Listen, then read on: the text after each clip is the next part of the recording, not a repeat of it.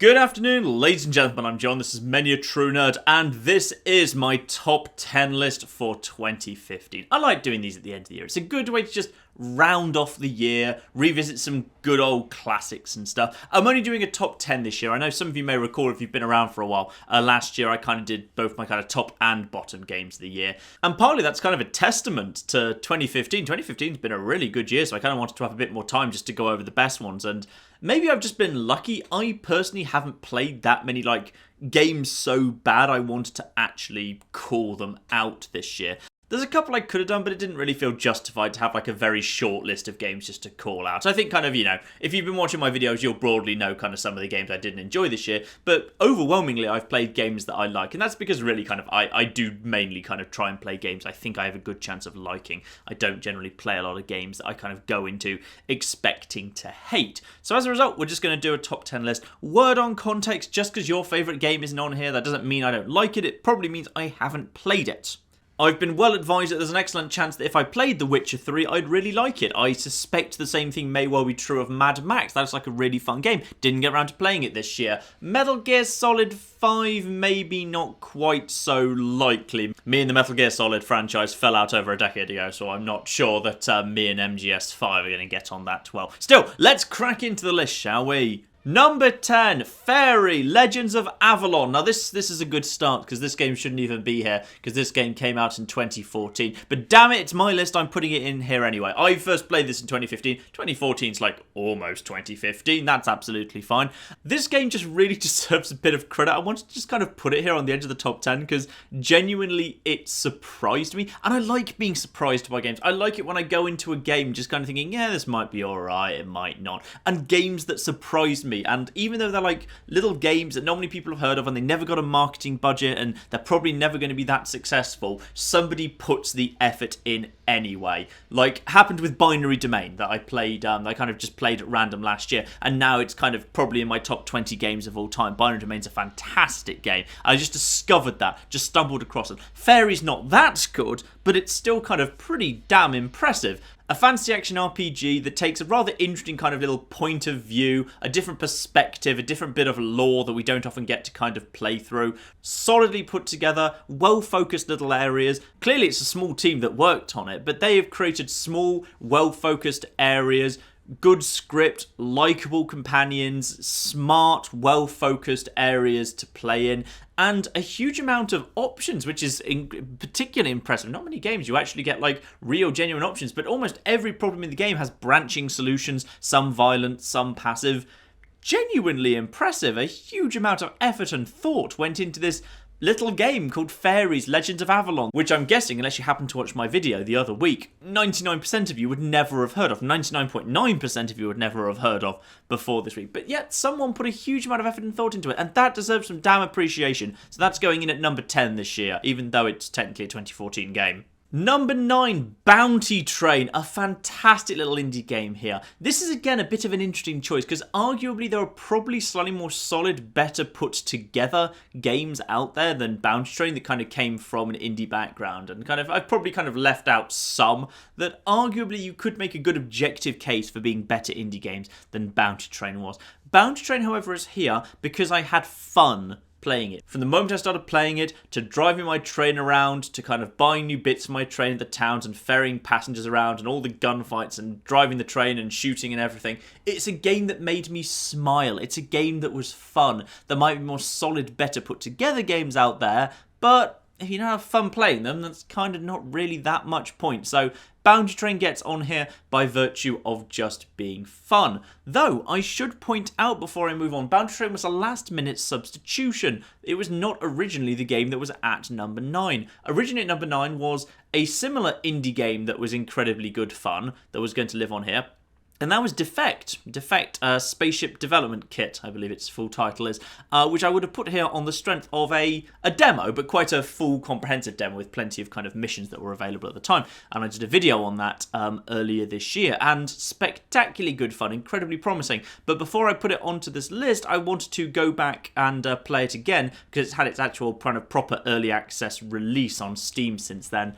They've made some bad decisions they've, yeah, genuinely made that game a lot worse. It used to be fun, now they've ramped up the difficulty a bit, so it's kind of punishingly hard, and I find it very frustrating. And they've introduced a really stupid kind of money mechanic. You used to kind of have how big the ship that you built was just limited by your power supply and the amount of crew, and also the weight of the ship, because that affected its handling. And those were fine, those worked just fine. But they've added a money mechanic in now, so you earn money by doing missions, and all that means is it actively disincentivizes you from building better, more exciting ships. So this is a spaceship building game where the fun came from building your own spaceships and kind of constantly improving it and making it better. And they've added in a currency that means you don't want to build ships. And that's just almost spectacular. I don't know what's gone wrong with Defect, but that's kind of gone from what it would have been on my top 10 list for the year. Now it's gone way down in my affections. I might revisit it when it actually launches and comes out of early access and really hope they fixed it, but blimey, I don't know what they did wrong. So yes, Defect got dropped out of this list at the last minute in favour of Bounty Train instead. Number 8, Assassin's Creed Syndicate. Arguably, this could deserve to be a little bit higher.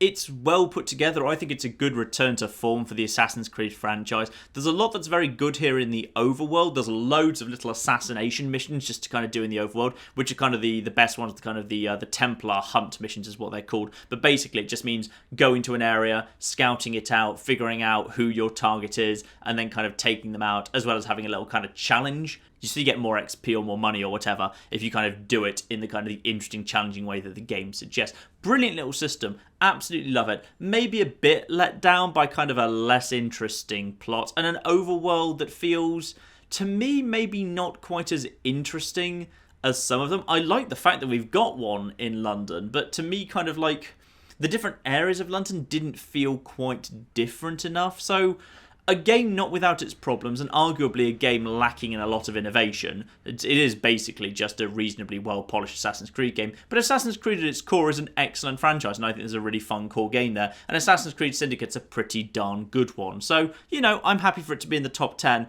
but it has to stay in the bottom half of that table. Number 7, Planet Base. Oh, I loved Planet Base. Planet Base was a little game where you just had to build a colony on Mars out of little kind of modular rooms that you connected together with tunnels. Not without its frustrations. Absolutely a game that could use a little bit of kind of work and polish yet, especially in terms of AI behaviour. Definitely a few problems with the order and the priorities, which kind of some of the colonists and the robots do their tasks that could do with kind of some form of kind of tweaking. So not a perfect game, but just a hilariously good, fun game. Genuinely challenging, genuinely tense. Just a fascinating, lovely game. Maybe it's the sort of game that just appeals to me, and I should clarify, I'm not saying that these games are objectively ranked in the right order. This is just my personal subjective opinion. And I had a lot of fun with Planet Base. I think it is a genuinely entertaining game, and I've gone back and played more of it since. And plenty of games, after I do the video for them, I might think, yeah, that was pretty good, but I'll never play them again. Planet Base, I've gone back and played more, and that's generally a mark of a very good game that's getting a good write-up from me. Number 6, Soma, and I was not expecting to have Soma end up on my top 10 list when I originally planned to cover it weeks before it came out, because I've not been desperately interested in Frictional's back catalogue. Like, Amnesia, just the franchise doesn't appeal to me in the slightest. I've not played it myself, but I've seen like lots of footage of other people playing it, and it just looks grey and uninteresting. It just never looked like a thing that would interest me. But I wanted to give Soma a look, because it looked like it was a bit more interestingly designed. And my goodness, I'm so glad I did. Almost no jump scares, a much more intelligent game than I was expecting. A fantastically well-told story, tense, full of really genuinely difficult decisions. A game that did not make you scared, but a game that made you uncomfortable. I wouldn't even describe it as a horror game. I'd just describe it as an unnerving psychological game. Probably would have been higher if it hadn't let itself down in the second act by having various sections where you just had to kind of sneak your way through a maze full of those blind monsters. Arguably the game sits worse when it's actually kind of doing the bits that it inherited most from the Amnesia franchise, when you're kind of just sneaking around in an area trying not to get seen by a big lumbering monster. But when it's kind of telling you its story and making you complicit in its story. And that's why, even though I think actually the best bits of it are the bits of it where there's not actually kind of much in the way of gameplay, it still works far better as a game than it would do as a film or any other form of non-interactive media, because it makes you complicit in those decisions. It forces you to take decisions where there are no-win scenarios and where you don't even know whether what you've just done is right or not.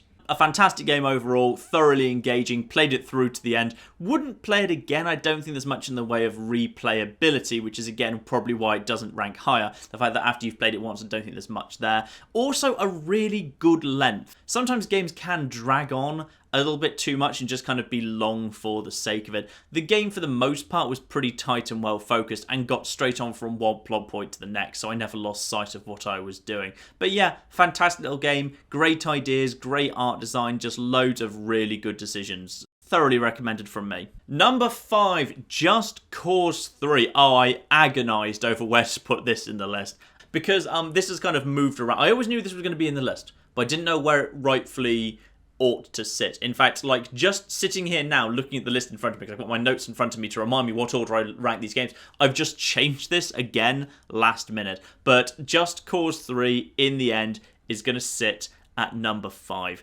And I think I can't sum it up better than what I said at the end of my review, which is 5% of the time you're playing Just Cause 3, it is one of the most wonderful, badass, insane gaming experiences that you will ever have.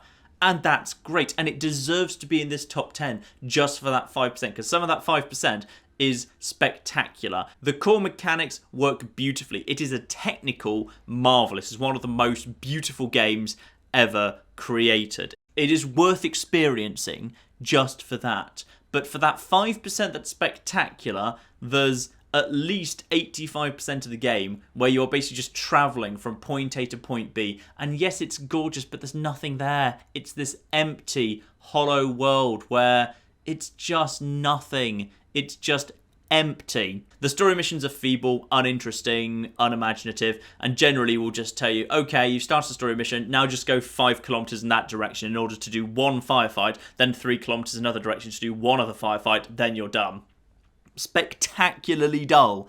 The towns are repetitive. It's saved by the amazingly wonderful, awesome things that you'll get up to, either in military bases or just when you're out there making your own rules in the overworld. But it is not, by any stretch of the imagination, a perfect game. Arguably, it's probably the most flawed game on this list. It's got a bigger list of complaints than anything else on this list by far. And just so you know what I was originally planning to do, when I was thinking I was going to do like a top 5 and a bottom 5 this year, I was going to put Just Cause 3 in at number 5 on both the top and bottom list, because there's a lot it deserves to be taken to task for, but there's just lots that's also spectacularly good fun. So I recommend it insofar as I think everyone should experience it, but it is a deeply flawed game all the same.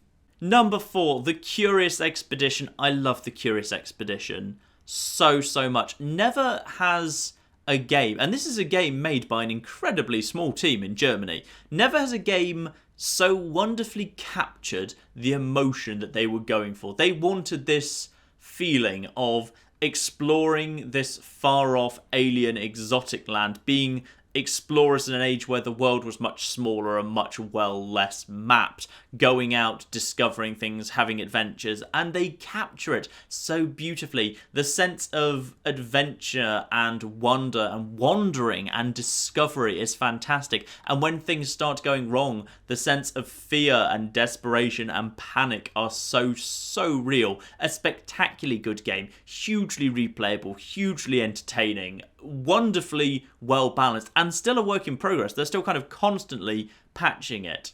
Absolutely brilliant music, a beautiful art style that suits the game perfectly. Arguably the combat could do with a tiny bit of tweaking yet. Maybe it has been. I'm kind of a couple of versions behind. I haven't played it since they've released a few versions, but as far as I can tell from because I have kept up with the patch notes, I don't think they've kind of changed too much in the combat. So arguably there's some bits that kind of could still do with a little bit of polish. A small team, a game that isn't even kind of got to its full release yet, and it still knocks the socks off some kind of AAA games that are lower down this list. Fantastic game. Very worth checking out. Just a beautiful game. Number 3, Life is Strange. And again, one that when I started playing it, I was not expecting to be this high at all. Life is Strange was a game that kind of I stumbled across, not quite the same way that I did across kind of Fairy Legends of Avalon. I only heard of Life is Strange the kind of the same day it came out and just thought, yeah, that might be kind of good for a laugh. I thought it would be an amusing video because I understood from kind of watching the trailer, it looked like it was, you know, slightly obnoxious hipster college, time travel hipster powers. I just thought it would be good to mock. And broadly, that's what I did when I was playing kind of the first episode. But I kind of figured out, actually, there's sort of an interesting plot going on there. There were some interesting puzzles. It was when the second episode came out, because for those of you who never played this was an episodically released game, though all of the episodes have now been released. It was when the second episode came out, and specifically the end of the second episode. I'm not going to say what happened in case you haven't seen this, because if you didn't follow the series, I strongly recommend you do, because it's a wonderful game to experience, I think. In fact, I more strongly recommend you go out and play it yourselves, because it's a really wonderful game to experience, I think. But the end of the second episode, that's when the game went from being pretty decent, you know, fairly entertaining, better than I expected, interesting puzzles, to something that actually, genuinely, a story that I got very, very emotionally invested in.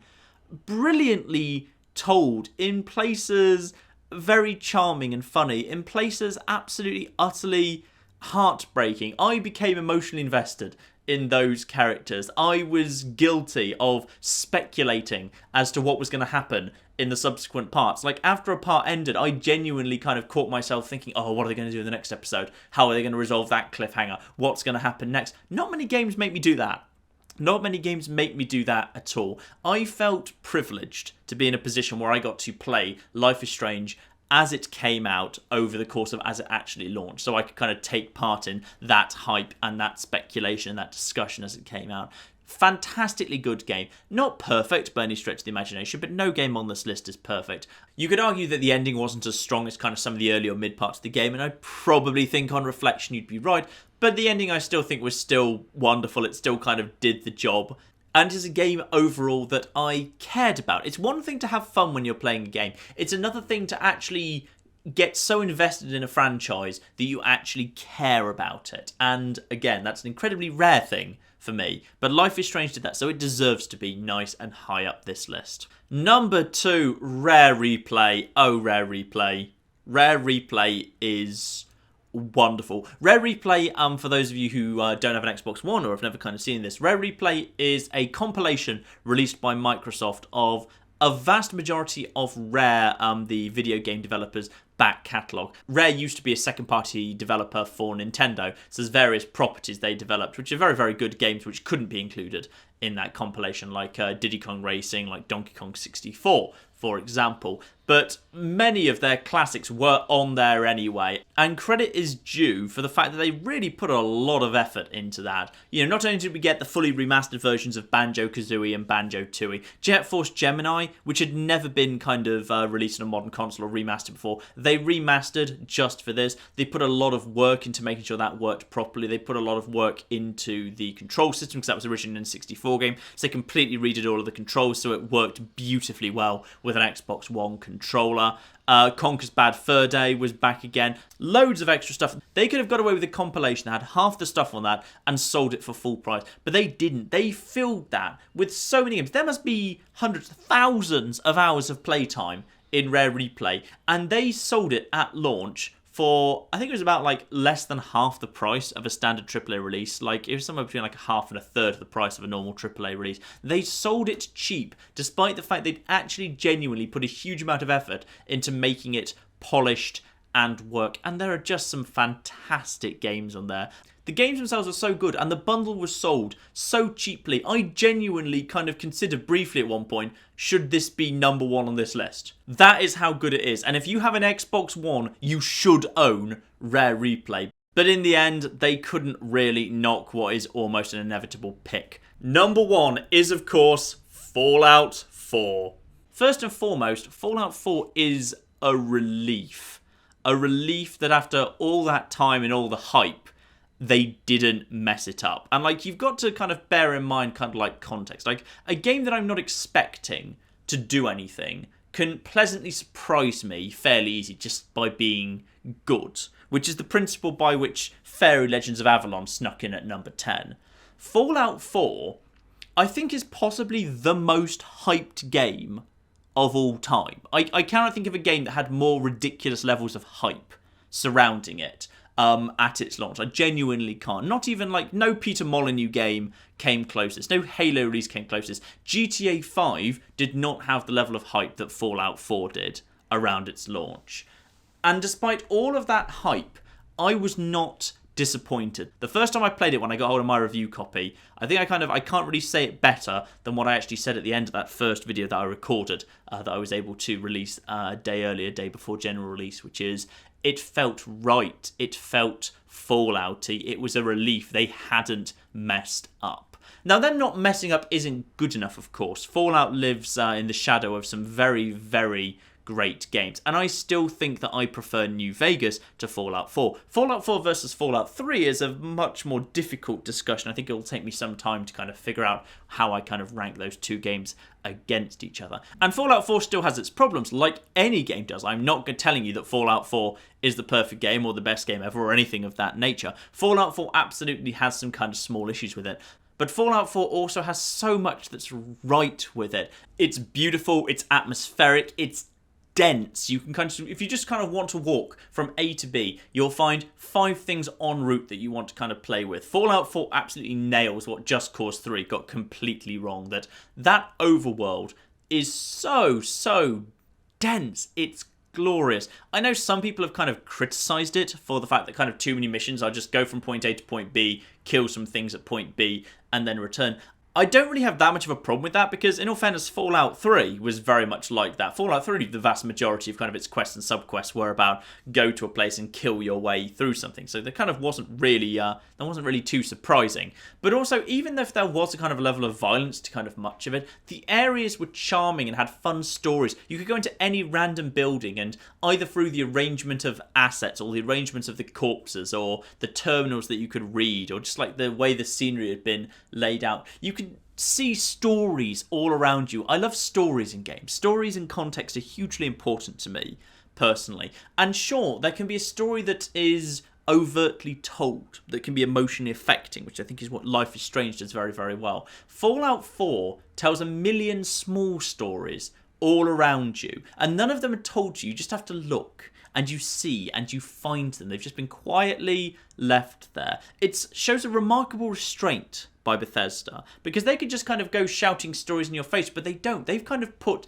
time and effort and love and care and attention to just in a random building that maybe only 1 in 100 players will ever go into, and then within that building they've just laid out a few notes, a few bits of scenery, something, in a way that of that 1 in 100 players, only 1 in 10 will ever notice. And just in that little one building, in one place, in this one bit of scenery, there's this little story, a story of someone before the war who had their own life and their own problems and their own agendas and priorities and died under a particular set of circumstances. That story is just there to be discovered. I love it. I absolutely love it. And maybe Fallout 4's got the unfair advantage that I love that as an idea and as a way of setting up a game, and a Fallout game was always going to be like that. But you know, it's hard for me to disassociate my love of the Fallout franchise from trying to independently and objectively evaluate Fallout 4. Fallout 4 maybe comes into this with a little bit of a head start over some of the other kind of games on this list, and I don't apologise for that, because as I've said all along, this is not an objective list, this is my subjective opinion, and for me, I can't not name Fallout 4 my game of the year. I've put hours and hours and hours and hours into it, and I feel like I've barely scratched the surface. There's so much more yet to see, there's so much more yet to learn about it. I feel like we're going to be learning more about Fallout 4 for years yet, which is the hallmark of a fantastic game that, we're still learning new things about Fallout 3 and Fallout New Vegas even now, and I think Fallout 4 will be the same. I think in 7 years time we'll still be learning new things about Fallout 4. So yes, there you go. There's my top 10 for the year. I'm sure that will be a little bit controversial in places. I do apologise if some of your favourite franchises were never played and thus cannot really appear on this list. Obviously, I only wanted to put things that I've actually played and made videos for as well. I'll put links in the description to all of the games on my top 10 list in case you're kind of interested in any of them and want to kind of learn a little bit more, in case you might want to kind of go and get those down the line at some time or other. So there we are, ladies and gentlemen, just my top 10. I hope you've had a lovely Christmas if you do celebrate that holiday, and I hope you've had a nice Boxing Day if that's a bank holiday for you at all, or if you know what I'm talking about. Boxing Day is December 26th. That might be a UK only thing, I'm not sure. It's a bank holiday in the UK. We get it off. It's lovely. But yes, anyway, in the meantime, ladies and gentlemen, I've been John. This has been Many a True Nerd, and this has been my top 10 of 2015. Thank you very much, and here's to 2016.